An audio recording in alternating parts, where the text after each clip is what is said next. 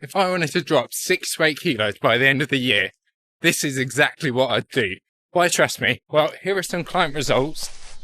I've been a personal trainer for 14 years, 6 of which I spent at the world's leading private personal trainer body composition gym. The first bit is putting out a roadmap between now and the end of the year and thinking, which weeks can I go hard on? Which weeks do I want to relax a little bit? Because there's Halloween, the last 2 weeks of December are pretty much a write-off with Christmas, and there might be some birthdays in between. So I've got my wife and my daughter's birthday the last week of November and the first week of December. So I'd want to be a little bit more relaxed there, which in reality means for me, I've only got 8 weeks I can really go for it. So I know on those weeks, be a little bit stricter with actually getting my exercise in and get my steps in.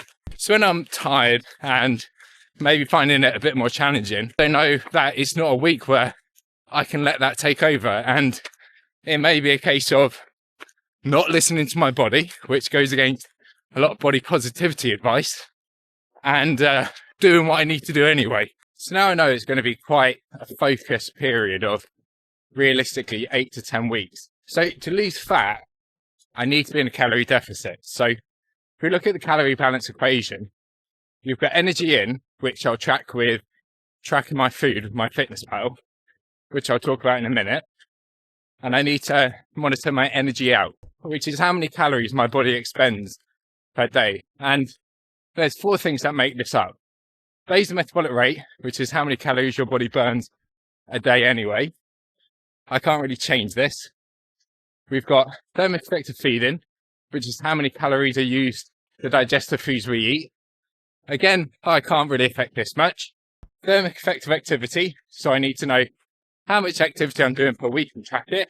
And NEAT, which is non-exercise activity thermogenesis, which is how many calories my body burns by essentially moving around, fidgeting. But this is easiest to track by tracking your steps. So the first part is understanding how many calories my body expends per day. And so to work this out, I'd use a calorie calculator. You can find one in the 4 weeks free coaching link below, which will essentially run you through this process via email, which will give you all of the tools and tracking spreadsheets that you need to follow this process. And I'll give you helpful nudges on email at week 1, week 2, week 3, and week 4. Obviously, my hope is some of you might want to do coaching with me because of it, but I mean, it's a win-win because you'll only do it if you want to, and we'll get a great result. So win-win. But you also don't need to sign up for coaching if you don't want to. You can just take all of the tools and use them for free. So the first thing is working out how many calories you expend, and you can do that in the spreadsheet. And then you want to knock 500 to 700 calories off, and that is your calorie target per day. You'll also get an estimate on how much protein you need to have. And the reason why protein is really important when you're trying to lose fat is because it's one of 3 levers that will help you retain muscle, bone, organs, ligaments, and tendons. One of them is protein intake. The second one is strength training. And the third one is sleep quality. So once you've done that, you know how many calories you need to have, and you know how much protein you need to hit each day.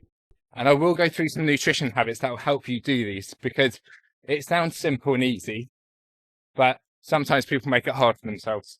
Now, if your total daily energy expenditure is quite low, then the easiest way to bump it up is to just move around more. And I would say, if you're doing less than 6,000 steps a day, try and get that up to 7 to 10,000. But honestly, the more you can do, the better. Research shows a sweet spot for middle-aged men is about 7,000 steps plus per day on average.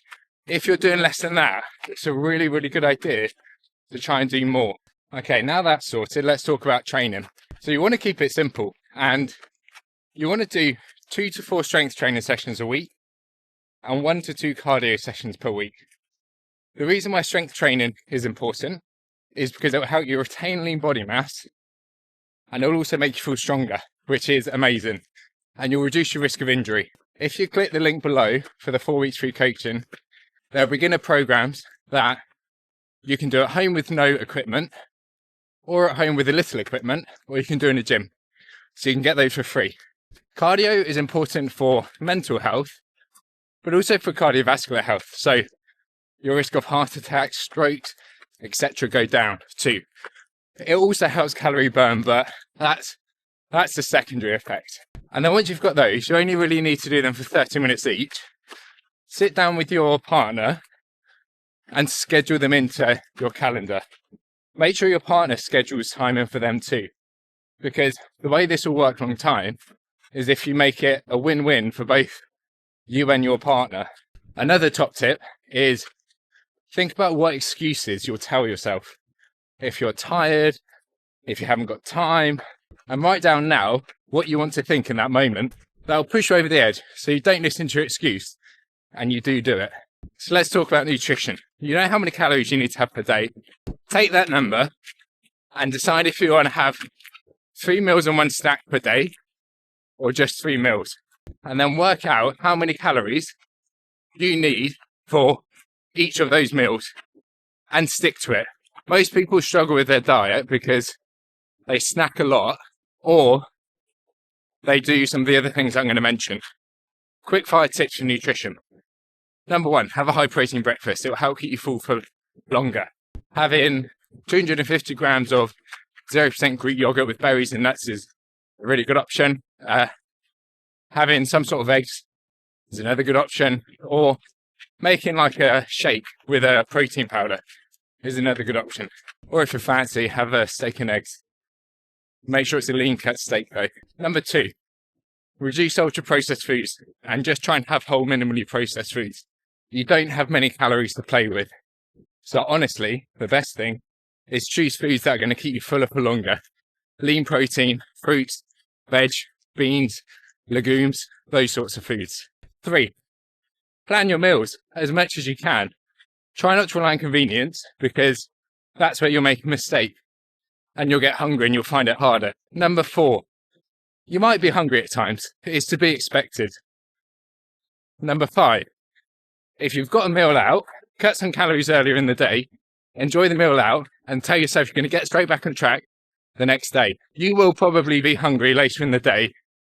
Have a look at the menu and decide what you want to order beforehand. Number 6, track your food as accurately as you can in a food tracking app like MyFitnessPal.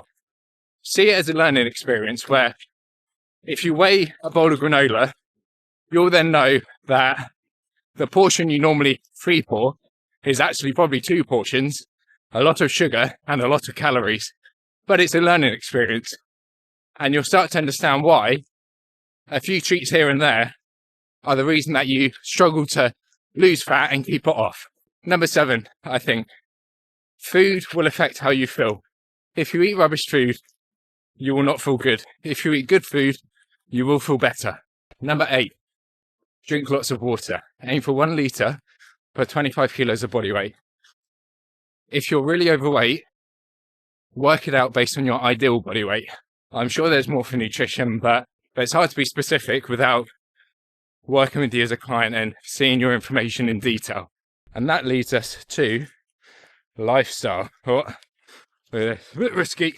Oh, that's okay. Lifestyle. Sleep is the secret to success. Go to bed at the same time. Give yourself enough time to sleep for 8 hours. Don't drink caffeine late in the day. Don't doom scroll in bed. Treat it like one of the most important things. Good sleep will mean that you play life on easy mode. Bad sleep quality will mean everything in life is harder. More reactive with your kids, less motivated to work out, can't think as well, more likely to have cravings. So much harder. Focus on your sleep. 2, this will be difficult at times. You just need to accept that. If it was easy, everyone would be a decent weight and fit and healthy. But it's not. But I promise you, it does get easier as time goes on. Number 3, if you're going out for a meal, look at the menu beforehand. Decide what you're going to have.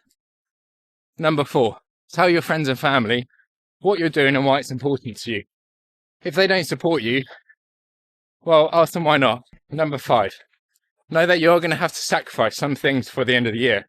And that is okay. I promise you, no cake in the moment is better than having the energy and presence to play with your kids and see them smile because you've been looking after yourself and you have the energy to finally keep up with them in the park. Number 7, try and improve your self-awareness. Think about the habits that normally derail you. Why do they happen? What triggers them? Is it work stress? Is it stress at home? And then think about what you can do differently. Number 8, think about your identity and the person you want to become. This is getting a bit deep, but I will be honest with you. If you want this to last, you need to be a different person to who you are now. And that is scary, thinking, I have to cut ties with who I am right now, watching this YouTube video. But it is worth it, because a fit and a healthy body and mind is the catalyst to enjoying a lot more of what life has to offer. And I can't tackle that on the fly, so I need to stop to make sure I don't get really wet feet.